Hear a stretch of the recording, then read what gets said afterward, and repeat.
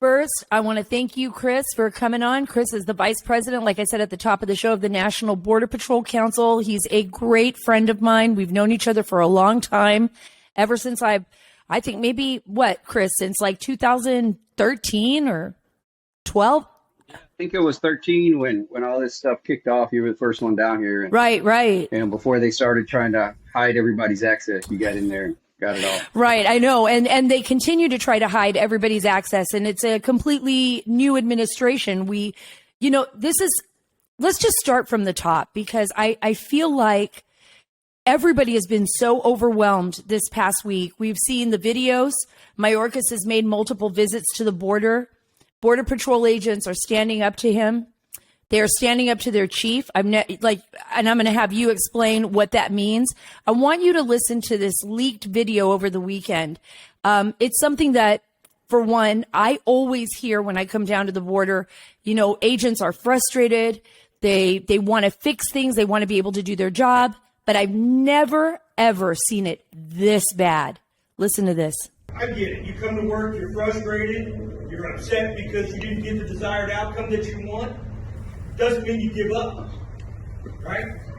I know you're not. That's why I'm saying we don't give up. We stay focused. We continue to do the job and the mission that we signed up for. Right? We all signed up for it. We all raised our hand.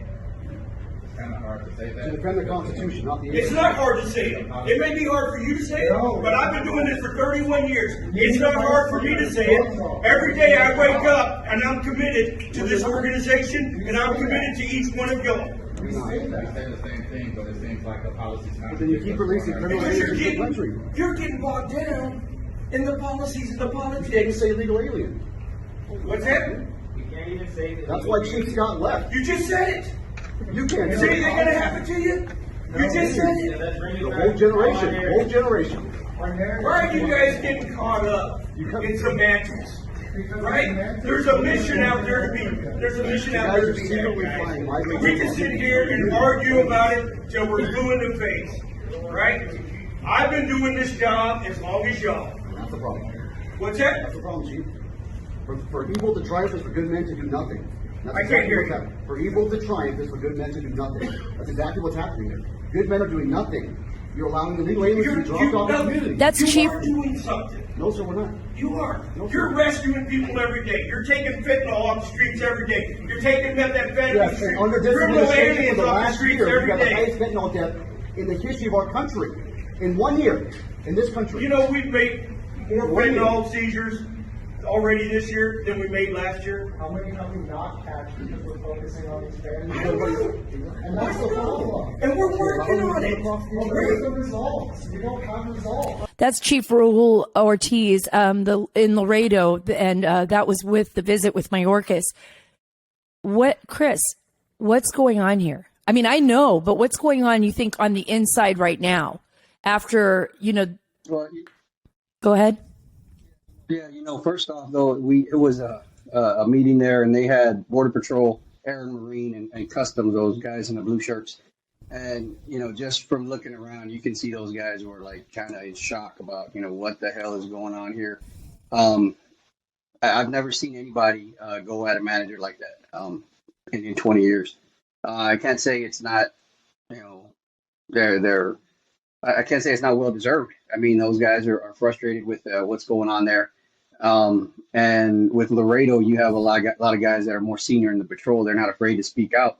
So, and that's what they did. And I think what the chief said was, the agents are getting caught up in the policies and the politics. Well, I mean, we're not getting caught up in the policies and the politics. We're getting caught in them. I mean, that's their policies. It's their politics in DC, and they're forcing them on us. And we look to him, and he's the one that can stand up for us. He's the one that can try and keep that crap from hitting us, but it's not happening. And this whole thing started with that whole issue there started with some of the agents having questions for Mayorkas about what's going on with our horse patrol guys. He came out and called our guys racist, and they wanted some answers. And then somebody asked him why he was wearing a Border Patrol jacket with a Border Patrol badge, and asked him if he had graduated the academy. And he said no, he hadn't graduated the academy. And so one of the agents said, well, you haven't earned the right to wear my badge. So you need to take that jacket off. Wow. And, Border Patrol agents are very proud of the job they do.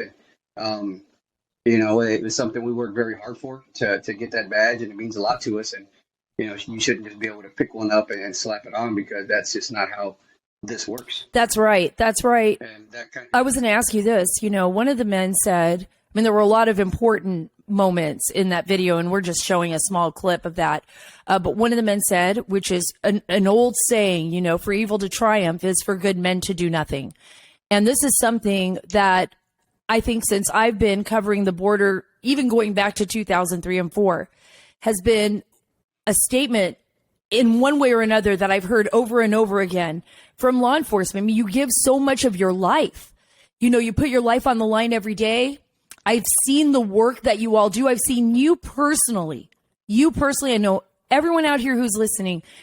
You can't imagine what Chris has done. He will, without a mask, without anything, it didn't even matter. He's been sick multiple times. He has saved the lives of small children. He has saved the lives of adults. I've been out on the front lines with him, watching him do this. And then you have these guys in Washington, D.C., and you have someone like the chief here who said, you guys are getting all bogged down in this. It almost sounds as if he's just saying, go through the motions and don't rock any boats, and y'all will be fine, and we'll just get our retirement pay, and, this is it. This is all you're going to get. Am I right or am I wrong? I just feel like there's no respect for the agents. Yeah, and we're getting bogged down in this, but we're not the one that put us in this situation. There's a lot of stuff that keeps us from doing our job, and it's to appease the politicians or the local cities. They all this extra babysitting duties, transport duties, taking them to non-governmental organizations because they don't want to lift a finger for it.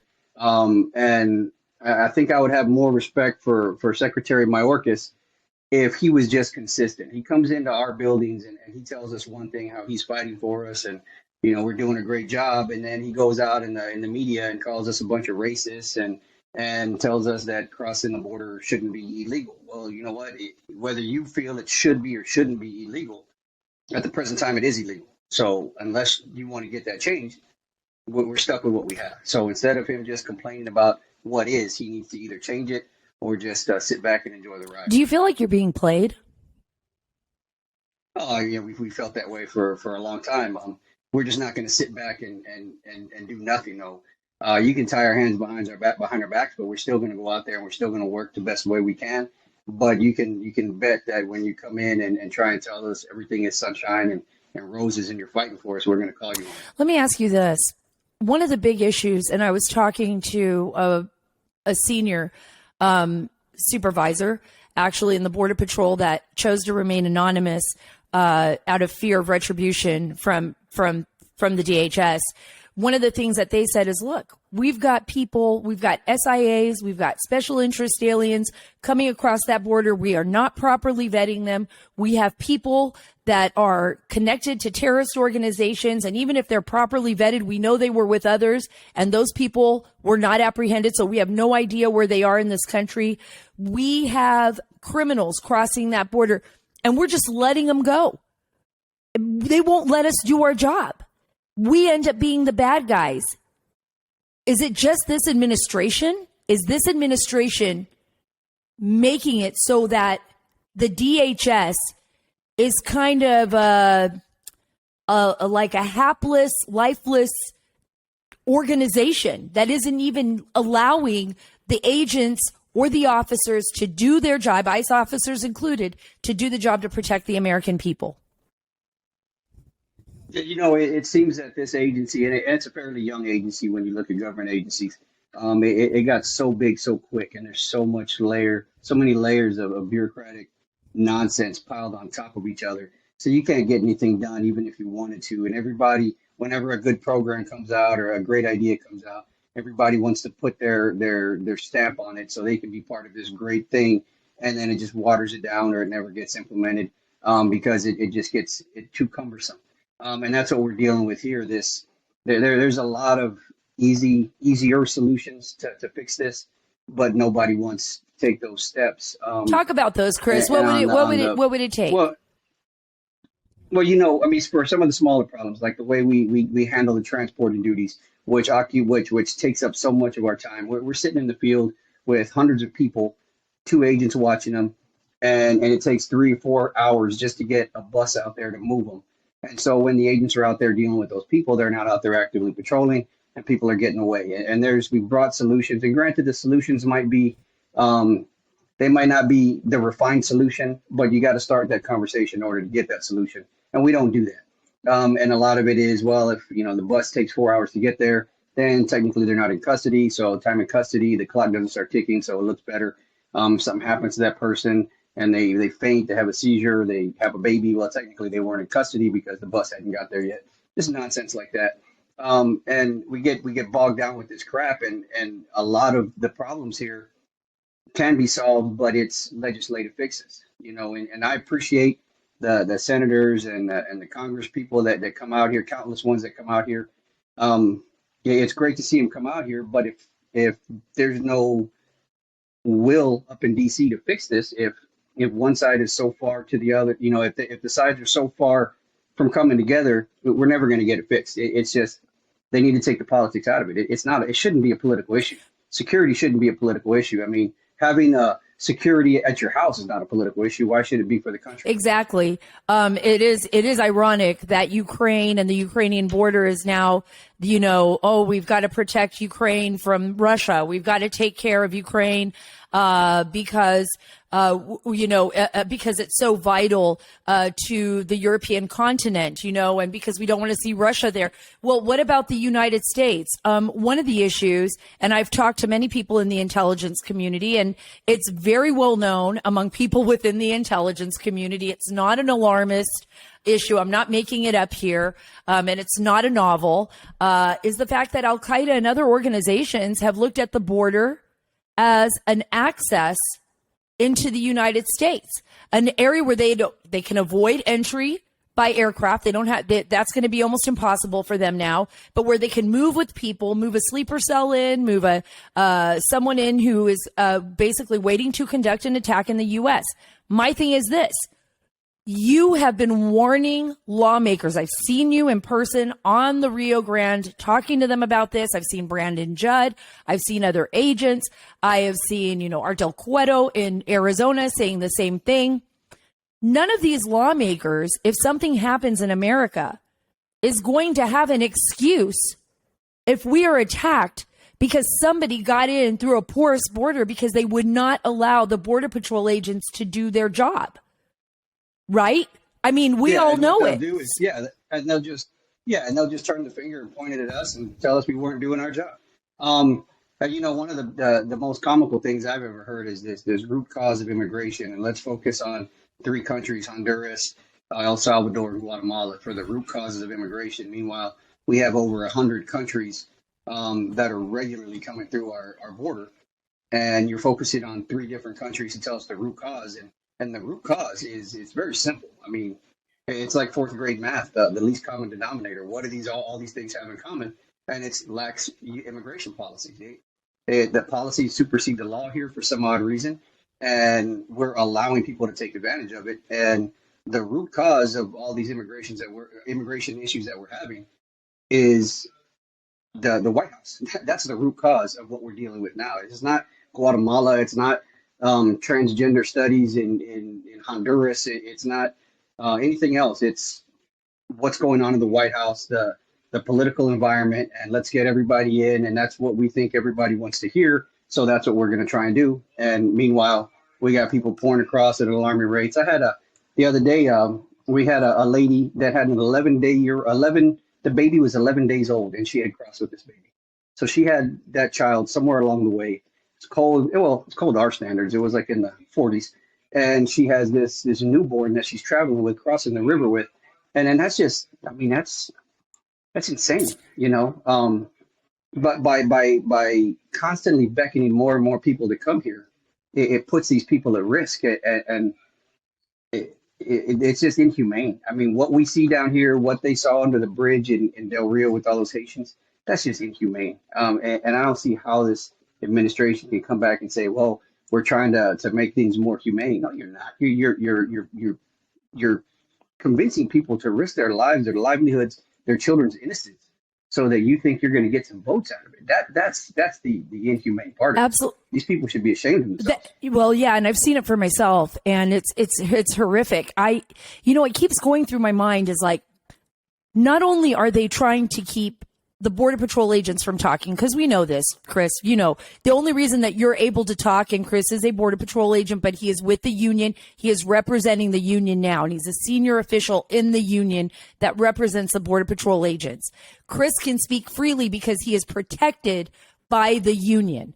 But you know as well as I do, Chris, that the big reason why they don't want reporters like me down at the border, they don't want Bill Malusian, they don't want, anybody from Breitbart or anybody else who's actually covering this story down at the borders, because they do not want the American people to see what is going on. And they threaten the agents to keep their mouths shut.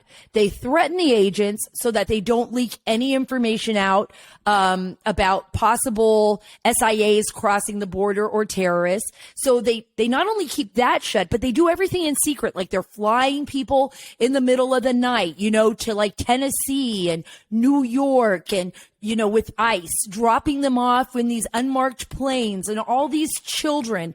And it's almost as if they're conducting their own covert operation. It's like the U.S. government is conducting a covert operation against its own citizens.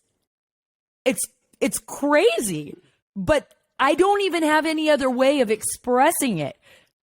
Am I wrong here? I can't figure it out. No, you're absolutely right. And on the ICE side, a lot of those guys that are tasked with going and getting violent offenders or sexual predators that they know where they're at, and they're tasked with going and getting them, picking them up, and getting them out of the country.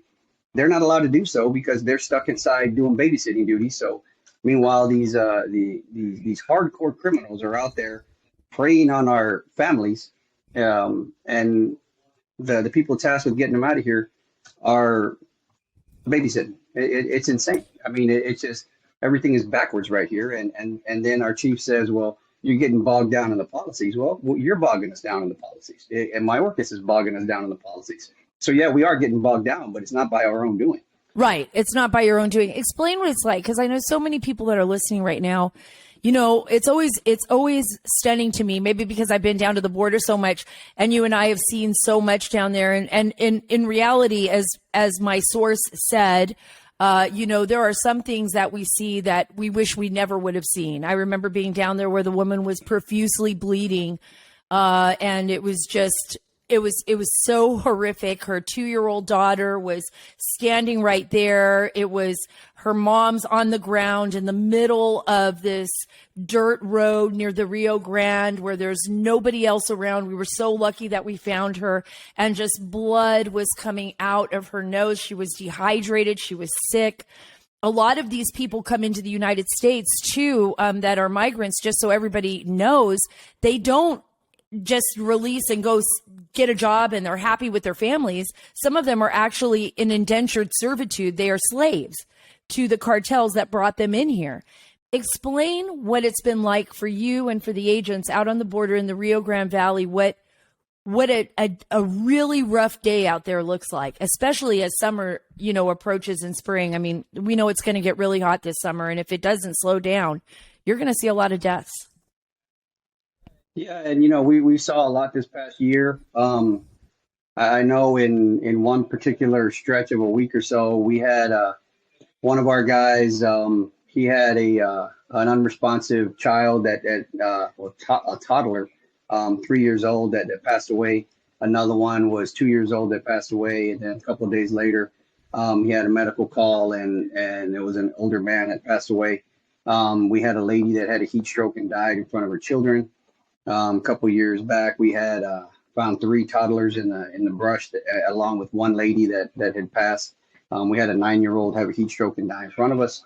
We've had countless females come up and just tell us just horrible, horrific stories of what happens to them on their journey here. And we've had other kids, and I remember we talked to one a while back, Sarah, that the girl was saying that Right. there was a lot of people, a lot of young kids that in her group that just disappeared, and then 2 or 3 of them fell off the train. One was pushed off the train, and it was a 7-year-old girl.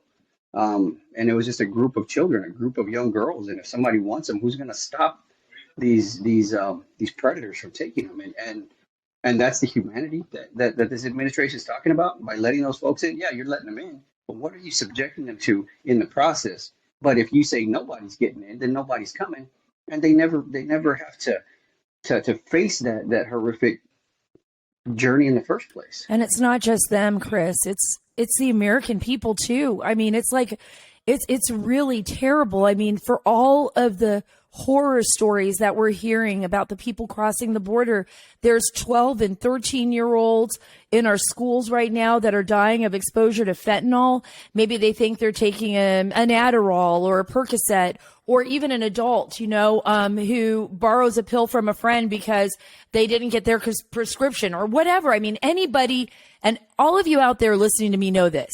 Maybe you've gone to a cousin's house or a friend's house. You didn't have a prescription, so you have a pain in your back, and someone says, oh, here, take my Percocet. Now we're finding that 40% of the counterfeit pills that the DEA picked up off the streets are lethal. They are literally poison. So we're being poisoned too. And the cartels are controlling territory in our country. And, and that's the other thing is we're on the front end of that. We see that when it comes in. But once it gets past us, it doesn't affect us anymore. We have opioid problems down here. We have meth problems down here. I've never seen an MS-13 hanging around, downtown here. They'll come through. We'll catch them or we don't. But they don't stay in our neighborhood. They go to your neighborhoods. They go up to the North Texas, the Central Texas, the Oklahomas, Virginia, Maryland, D.C., Florida, Atlanta, Washington State. They don't stay here. So this stuff in the long term affects your community a lot more than it affects my community. Why do you? And that's what people don't understand. Why do you think this is happening, Chris? Why is this administration in particular, in my opinion, running a covert operation against the American people to bring in people from all over the world, and even including the risk of an attack here in the United States? I mean, I'm just being honest. Like, if I was the president, I would be terrified. I'd be like, I want that border shut. I want everybody vetted. I want to, I'd want to protect my nation. And then step 2, I'm going to work with my Central American partners. I'm going to work with people overseas to ensure that we have a system based on laws. But that is not happening here. That is not happening here. Yeah. My personal opinion is I think, the politics of it. You have a small portion of the country that is very, very far left, but they're very loud. And I guess the administration is equating the loudness with a number, and they think most people are on board with that when I don't care. I think most, whether it's left or right, I think most people lean towards the center at some point. I think most people aren't okay with what's going on, but for some reason, this administration is good with placating what's going on the far left, and they're afraid to speak out or put their foot down because they're afraid to be called a racist. Instead of seeing it for what it is, they're just scared and they're just giving the far left who have no idea. They have no idea what's actually going on down here, and they won't come down here. And if they do, they're gonna stage some fake photo ops. But to actually see what's going on down here and take a real live look at what's going on here, they won't do it. They're afraid to do it. They're afraid to see the reality for what it is. Their reality is what they say it is. I guess that's Nancy Pelosi's term there, but whatever they say it is, that's what it is. We don't know what we're talking about, but they do from 2,000-3,000 miles away. They know better than we do, I guess. What do the agents need? I mean, you're coming from the union's perspective. We're looking at 3 more years of this presidency. What is it going to take, one, to stop this? What do the agents need? Well, there's 2 types of issues we have here. You have the gotaways, which are people that are trying to get away. And we need to be freed up to deal with those. The other aspect of is the people that are turning themselves in. And that can only be done on pen and paper. That's a legislative fix. So the legislators need to get to work and fix that. They can, you can't do a comprehensive immigration reform until you secure that border. So they need to go in there, secure this border, Once the border's secure, then they can figure out what they're going to do with everybody that's here, the 20, 30, 40 odd million that are here illegally. But that has to be done once the border's secure. They want to send everybody back, keep everybody here. We don't care, but fix it. But you can't fix it until you get the legislative fix, the mandatory detention, mandatory removal, secure that border, and go from there. What happens if we don't do that, Chris? What happens if in the next 3 years it's just a free for all like we've seen over this last year? What's your worst fear? Yeah, you know, we're letting everybody in. We're going to collapse over here. I mean, it might be a good time to buy land in Honduras because I don't think there's too many people left there. I agree, and I've seen it myself in Guatemala, and there is certainly a lot of concern, even among the governments there, of what's happening. As far as the drug cartels, and I know I've kept you a long time, but as far as the drug cartels, I just need you to describe to people who are listening, like, what it is you're all hearing and what you're dealing with on that border when it comes to the cartels. Well, you know, the cartels have no allegiance to the United States. Their allegiance is to the United States dollar. So if you're willing to pay them to come in or bring something in here, as long as you're paying, they're going to do it. And as far as what we hear, I mean, we hear, you know, literally we hear gunshots every night from the Mexican border, from across. I mean, and I hate it for the people that live on that side, the honest folks that are living there in Mexico trying to scratch out a living, and you have these cartels that are fighting so brutally against each other just to control smuggling routes into the United States. It's a mess over there. It's just that country has gone so far down. It's just insane. But the cartels have really picked up the unlimited budget. They're manufacturing their own cocaine, their own meth right there in Mexico. And their own fentanyl, with the help of the Chinese, right?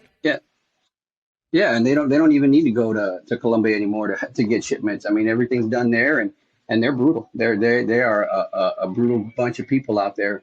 They'll kill you just as soon as they look at you if you get in your way. And it's eventually going to bleed over into our country. It has, but in a large scale, and we're going to be in real trouble at that point. But it's kind of like we're going blind slowly. You know, we just little by little we're going blind, and before you know it, it's too late. It's irreversible, and people are denying the fact that there's spillover crime. Yet there is, but nobody wants to admit it for political reasons. And before you know it, we're going to be so far behind the 8 ball, we'll never get out. And very last message to President Biden. What do you have to say to President Biden? I know he probably won't listen to this, but I'll definitely push it out there.